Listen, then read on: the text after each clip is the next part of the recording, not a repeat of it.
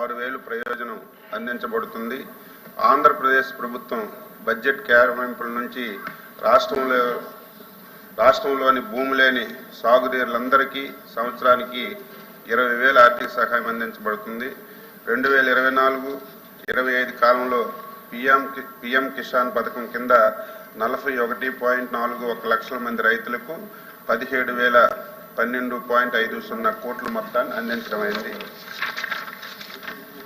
C ప్రశ్నకు సమాధానం వర్తించదండి.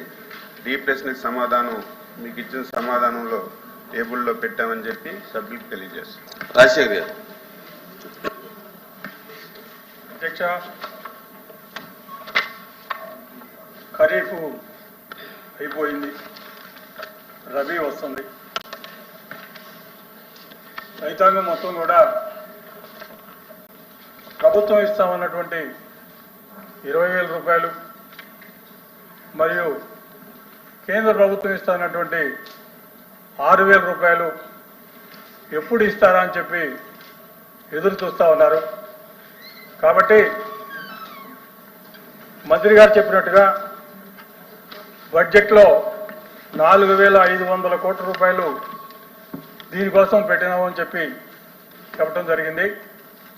మొత్తం మాకున్న ఇన్ఫర్మేషన్ ప్రకారం గతంలో ఇచ్చినటువంటి రైతాంగం మొత్తం కూడా సంఖ్య దగ్గరగా 52 లక్షల మంది ఉన్నట్లుగా మాకున్నటువంటి ఇన్ఫర్మేషను. కాబట్టి 52 లక్షల మందికి ఇవ్వాలి అంటే 10,500 కోట్ల రూపాయలు దగ్గరగా కావాల్సినటువంటి అవసరం ఉన్నది. దీంట్లో పెట్టింది 4,500 కోట్ల రూపాయలు మాత్రమే దీంట్లో పెట్టారు. మరి ఈ మొత్తానికి ఇవ్వడం కోసం మీరు చెప్పినటువంటి సంఖ్యకు కూడా ఈ 4,500 కోట్ల రూపాయలు సరిపోనటువంటి పరిస్థితి. మీరు చెప్పినటువంటి 20,000 రూపాయలు కేంద్ర ప్రభుత్వం ఇస్తానన్నటువంటి 6,000 రూపాయలు కలిసి 26,000 రూపాయలు ప్రతి రైతుకి ఎప్పటి నుంచి ఇస్తారు? రెండోది, మీరే చెప్పారు కౌలు రైతులందరికీ కూడా మేము ఈ పథకాన్ని వర్తిస్తాము అని చెప్పి. కౌలు రైతులు భూ యజమాని దగ్గర నుంచి భూ యజమాని యొక్క అంగీకారం లేకుండా మేము కౌలు రైతులను గుర్తిస్తామని చెప్పి కూడా మీరు చెప్పడం జరిగింది. దానికి సంబంధించినటువంటి చట్టాన్ని కూడా తీసుకొస్తున్నామన్నారు. కాబట్టి భూ యజమాని అవసరం లేకుండా కనుక కౌలుదారును గుర్తించే పరిస్థితి అయితే ఈ సంఖ్య రెట్టింపు అవుద్ది. కారణం ఏమిటంటే 170% భూములు, వ్యవసాయ భూములన్నీ కూడా కౌలు రైతులే చేస్తా ఉన్నారు. కౌలు రైతులకి కార్డులు ఇంతవరకు జారీ చేయలేదు. కాబట్టి కౌలు రైతులకి ఇప్పటికీ ఎన్ని కార్డులు జారీ చేశారు? మీరు మిగతా భూ యజమాని యొక్క అంగీకారం లేకుండా ఇచ్చేటువంటి కౌలు రైతులకి కార్డులు ఎప్పుడులోగా ఇస్తారు? టోటల్ ఎప్పటి నుంచి మీరు ఈ పంపిణీ కార్యక్రమాన్ని మొదలు పెడతారో మీరు చెప్పాల్సిందిగా కోరుతా ఉన్నాను. రామసుబ్బారెడ్డి గారు. దీంట్లో రైతులకు గత ప్రభుత్వం ఎన్నికల ముందు మేనిఫెస్టోలో ఇచ్చిన ప్రకారం రైతులకు హామీ ఇవ్వడం జరిగింది. అధ్యక్ష, అన్నదాత సుఖీభవ కింద పిఎం కిసాన్ కానీ రెండు కలిపి ఆ రోజు రాష్ట్ర కూటమి ప్రభుత్వమే 20,000 రూపాయలు ఇస్తామని చెప్పి మేనిఫెస్టోలో ప్రకటించడం జరిగింది. అధ్యక్ష, రైతులందరూ కూడా ఒక రాష్ట్ర ప్రభుత్వం నుంచి 20,000 రూపాయలు వస్తుంది అనుకున్నారు. అధ్యక్ష, ఈరోజు మంత్రి గారు చెప్పినట్టు 20,000 రూపాయలు 14,000 రూపాయలు మాత్రమే రాష్ట్ర ప్రభుత్వం ఇస్తా ఉంది. మిగతా 6,000 కేంద్ర ప్రభుత్వం ఇచ్చేటువంటి అమౌంట్ కలిపి 20,000 చెప్తా ఉన్నారు. అధ్యక్ష, ఆ రోజు ఎన్నికల్లో 20,000 రైతులకు ఇచ్చినటువంటి హామీ రైతులందరూ కూడా కూటమి ప్రభుత్వం వస్తే 20,000 రూపాయల ఆర్థిక సాయం వస్తుందని ఆనందించారు. అధ్యక్ష, ఈరోజు చూస్తే ఇచ్చిన హామీ ప్రకారం ఎంత అమౌంట్ అవుతుంది? ఈరోజు బడ్జెట్లో మన గవర్నమెంట్ బడ్జెట్లో పెట్టినది 1,000 కోట్లు. అధ్యక్ష, కేంద్ర ప్రభుత్వం నుంచి 3,500 కోట్లు, 4,500 కోట్ల రూపాయలు బడ్జెట్లో పెడుతున్నారు. అసలు సీజన్ దాటిపోయింది. అధ్యక్ష, ప్రభుత్వం వచ్చిన తర్వాత ఖరీఫ్ అయిపోయింది, రబీ కూడా రబీ స్టార్ట్ అయిపోయింది.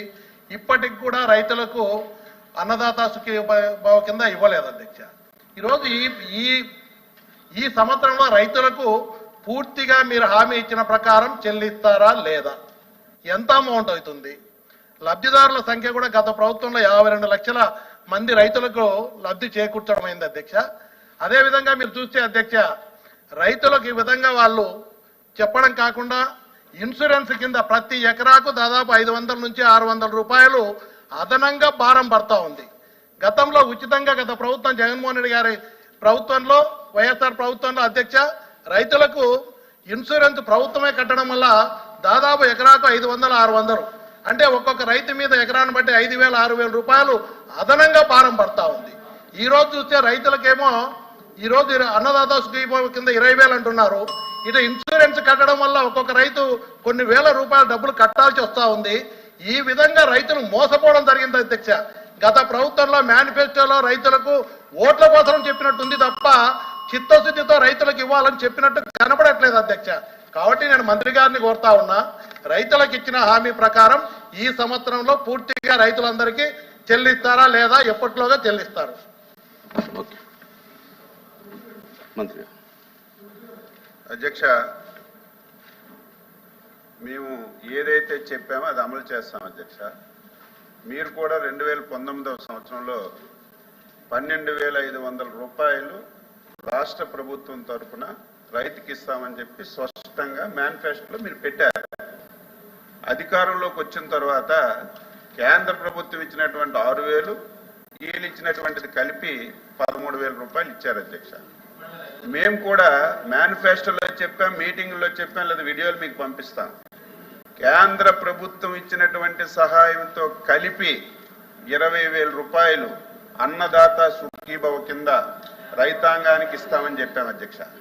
అధ్యక్ష, రైతులకి ఈ ఒక్క అన్నదాత లేకపోతే రైతు భరోసా కింద 10,000, 20,000 సంవత్సరంకి ఇచ్చిస్తే రైతు బాగుపడ్డ అధ్యక్ష. 5 సంవత్సరాల అధ్యక్ష, ఇది వాస్తవం, మీరండి మళ్ళీ మాట్లాడండి. 5 సంవత్సరాల అధ్యక్ష, ఓన్లీ ఈ రైతు భరోసా కింద ఈ డబ్బులు వేయడం తప్ప వ్యవసాయ శాఖలో ఏ ఒక్క కార్యక్రమం చేయలేదు అధ్యక్ష. నేను మొన్న చెప్పాను, మళ్ళీ చెప్తున్నాను, చెప్పాలి మాట మాటకి. సాయిల్ టెస్టింగ్ కానీ, రైతులకు ఒక పరికరం కానీ, ఇన్సూరెన్స్ కానీ ఏ ఒక్క కార్యక్రమం చేయలేదు అధ్యక్ష. మేము ఆ విధానం కాకుండా రైతుకి ఏదైతే 20,000 రూపాయలు ఇస్తామని చెప్పాము అది ఇస్తున్నాం. ఈరోజు సాయిల్ టెస్టింగ్ చేస్తున్నాం, మెకనైజేషన్ పెట్టాం, డ్రోన్స్ పెట్టాం. రైతులకి ఈరోజు ఏదైతే ఇన్పుట్ సబ్సిడీ ఉందో అది సకాలంలో ఇస్తున్నాం. ఈరోజు ఇన్సూరెన్స్ కూడా ఏదో ఉచిత బీమా అని చెప్పి మభ్య పెట్టడం లేదు అధ్యక్ష. ఈరోజు బీమా ఎవరు కట్టారో తెలియటం లేదు, ఎవరికి వస్తుందో తెలియడం లేదు. అందుకే మొన్నే చెప్పాను, 1.5% రైతులు సహకారం తీసుకొని కేంద్ర రాష్ట్ర ప్రభుత్వం కలిపి బీమా కూడా చేశామని స్పష్టంగా చెప్పాను అధ్యక్ష. అయితే ఈరోజు ఏదైతే అన్నదాత సుఖీభవ బడ్జెట్లో మీరు 1000 కోట్లే పెట్టారు కదా, ఇంతమంది రైతులు ఉన్నారు కదా, వీళ్ళందరికీ వెలిగిస్తారు. బడ్జెట్లో పెట్టేటప్పుడు కొంత పెడతారు అధ్యక్ష. మీరు కూడా ఒకసారి గత సభలో ఉన్నారో లేదో, మీరు ఒక పథకం ప్రకటించారు, దానికి 7-8 కోట్లు అవసరం. మీరు బడ్జెట్లో పెట్టింది 3,000 కోట్లే. పథకం అమలు చేయలేదా? పథకం అమలు చేయలేదా? ఎప్పుడైనా సరే ప్రభుత్వాలు బడ్జెట్లో పెడతా ఇది ఫుల్ఫిల్ చేస్తాం. ఎవరు కూడా ఆందోళన చెందవలసిన అవసరం లేదు. అందులో మీరు కూడా ఆందోళన చెందవలసిన అవసరం లేదు. మేము ఇది పెట్టాం. ఇది కూడా విధి విధానాలు అధ్యక్ష, విధి విధానాలు కూడా రూపొందిస్తున్నాం. తప్పనిసరిగా వీలైనంత తొందరగా ఏదైతే 20,000 రూపాయలు మాటిచ్చామో ఆ అన్నదాత సుఖీభవ కింద రైతులందరికీ ఇస్తాం అధ్యక్ష. అధ్యక్ష, ఇంకొకటి అధ్యక్ష, వీళ్ళు ఒకసారి తెలుసుకుంటే ఇప్పుడు కాకుండా రేపైనా మీరు మాట్లాడచ్చు. మేమేదో రైతుకి 12,500 ఇచ్చేసాం, మొత్తం రైతులు బాగుపడ్డారని చెప్పి ఎక్కడికక్కడ మీరు ఉపన్యాసాలు ఇచ్చినారు అధ్యక్ష. ఒకసారి చూస్తే అధ్యక్ష, ఈ రోజే మీరు చూశారు ఏదైతే సామాజిక ఆర్థిక సర్వే గణాంకాలు. ఇది ఎవరో మీరు రాసుకున్నదో నేను రాసుకున్నదో కాదు, ప్రభుత్వం ప్రతి సంవత్సరం గణాంకాలు పెడుతుంది. మీరు ఇచ్చిన 12,000తోనే రైతులు బాగుపడిపోయారు. ఎప్పుడు ఎవరు చేయనటువంటి వ్యవసాయం చేశారంటే అధ్యక్ష వినండి మీరు అడగండి ప్లీజ్. అధ్యక్ష గత ఏడాదితో పోలిస్తే ఆహార ధాన్యాల ఉత్పత్తి అధ్యక్ష 22 లక్షల టన్నులు తగ్గింది అధ్యక్ష. 22 లక్షల వినాలి లింక్ ఇదంతా మీరు వచ్చిన అడిగితే వినండి తగ్గింది అధ్యక్ష. వ్యవసాయ వృద్ధి రేటు స్థిర ధరల్లో చూస్తే 16-17లో 14.98% ఉంటే ఈరోజు ఎంత ఉంది అధ్యక్ష? 3.5% తగ్గిపోయింది. ఇదేదో అచ్చెన్నాయుడు రాసుకున్న లెక్కలు కాదు, మీ ప్రభుత్వంలో మీరు రాసుకున్న లెక్కలే. ఈరోజు ఒకసారి చూడండి అధ్యక్ష, గర్వపడి చెప్తున్నా నేను, వ్యవసాయానికి ఏదో 10,000 20,000 అన్నదాన సుఖీభావ కింద ఇచ్చి చేతులు దులుపుకుంటే రైతు బాగుపడ్డ అధ్యక్ష. అనునిత్యం ఆయనకి అండగా ఉండాలి, ప్రతి విషయంలో సహకారం అందాలి. ఈ రోజు ఒకసారి చూడండి అధ్యక్ష, ఇదేదో నేను రాసుకున్న గణాంకాలు కాదు అధ్యక్ష. 2014-15 అధ్యక్ష చంద్రబాబు నాయకత్వంలో 14.92% వ్యవసాయ వృద్ధి రేటు ఉండేది అధ్యక్ష. 15-16 అధ్యక్ష 16.85% వృద్ధి రేటు అధ్యక్ష. 16-17 21.77% వృద్ధి రేటు అధ్యక్ష. 17-18 22.8% వృద్ధి రేటు అధ్యక్ష. వ్యవసాయంలో 18-19 అధ్యక్ష రాష్ట్రం అంతా కరువు వచ్చింది. రాష్ట్రం అంతా కరువు వచ్చినా సరే 6.72% వృద్ధి రేటు. ఇలా 5 సంవత్సరాలు 19-20 12.36%, 20-21 10.33%, 21-22 14.10%, 22-23 9.48%. ఇప్పుడు వరకు చూస్తే 6% అధ్యక్ష. మీరేదో 12,500 ఇచ్చేసాం రైతులకి ఉద్ధరించామంటే, ఇదేదో ఉద్ధరించామంటే బయట కనబడాలి అధ్యక్ష. వ్యవసాయ వృద్ధి రేటు, వ్యవసాయ అనుబంధాల వృద్ధి రేటు మొత్తం పడిపోయింది అధ్యక్ష. మళ్ళీ ఒక టార్గెట్ పెట్టుకున్నాం, మళ్ళీ 20-25% పెంచాలి. దానికి రైతు ఏం కావాలి? ఇప్పుడే చెప్పారు కౌలుదారుల సంగతి. కౌలుదారుల గురించి ఎప్పుడైనా ఆలోచించారా? 2016లో ఒక మంచి చట్టం ఉండేది అధ్యక్ష. వీళ్ళు వచ్చిన తర్వాత చట్టాన్ని మార్చారు. ఎవరైతే భూ యజమాని ఉన్నాడో ఆయన వెళ్ళి సంతకం పెడితే తప్ప కౌలు ఇచ్చే పరిస్థితి లేదు అధ్యక్ష. దీనివల్ల రైతులందరూ భయపడిపోయారు. నాతో సంతకం పెట్టించుకుంటే రేపు కౌలు తీసుకుంటే తిరిగి ఇస్తారో లేదని మొత్తం కౌలు రైతులందరికీ ఇబ్బంది అయింది అధ్యక్ష. మళ్ళీ ఆ చట్టాన్ని మార్చాలని చెప్పి ప్రయత్నం చేస్తున్నాం. అదేదో ఇంట్లో కూర్చొని రాయడం లేదు, జిల్లాలు తిరుగుతున్నాం, రైతు సంఘాలతో సమావేశాలు పెట్టాం, రైతులతో మాట్లాడుతున్నాం. ఈ చట్టాన్ని మార్చాలనుకుంటున్నాం. మారిస్తే ఎలాగుంటుంది, లేకపోతే ఈ చట్టంలో ఏమైనా లోటుపాట్లు ఉంటే చెప్పండి, సరిచేసి వెళ్తామని సిస్టమేటిక్ గా చేయాలని ప్రయత్నం చేస్తున్నాం.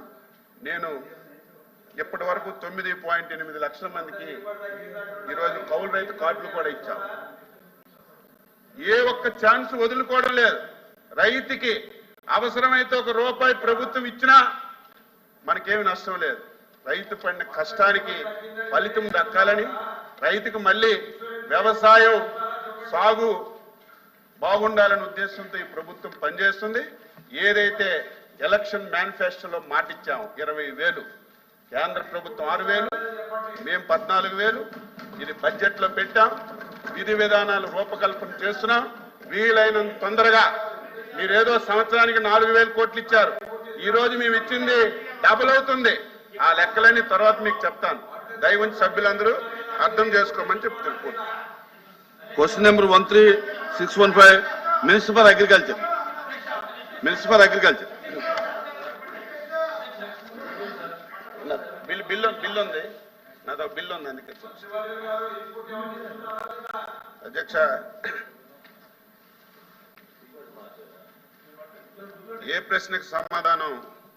ఇటీవలి వరదలు మరియు భారీ వర్షాల కారణంగా రాష్ట్రంలో వ్యవసాయ మరియు ఉద్యానవన పంటలకు గణనీయమైనటువంటి నష్టం వాటిల్లింది. ఆ వివరాలు ఈ కింది విధంగా ఉన్నాయి, మీరు ఆన్సర్లో చూడొచ్చు. బి ప్రశ్నకు సమాధానం అవునండి, 2024 జూలై వర్షాలకు భారీ వర్షాలు పడ్డాయి. దీనివల్ల చాలా వరకు పంట అంతా కూడా నష్టపోయింది.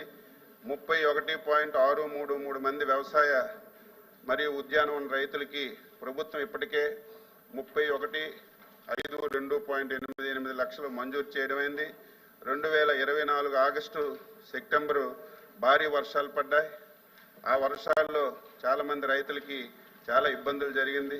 దానికి కూడా 31.908 లక్షల రూపాయలు ఇప్పటికే జమ చేయడం జరిగింది. 2024 అక్టోబర్లో కూడా భారీ వర్షాలు పడ్డాయి. అప్పుడు కూడా 25,253 మంది రైతులు 10,009 హెక్టార్ల విస్తీర్ణంలో పంట నష్టం జరిగింది. వాళ్ళకు కూడా 14,304.5 మరి లక్షలు మరి ప్రతిపాదనలు వచ్చాయి. అవి కూడా వీలైనంత తొందరగా ఇస్తామని చెప్పి తెలియజేస్తూ ఈ ప్రశ్న ఉత్పన్నం కాదు. త్రిమూర్తి గారు.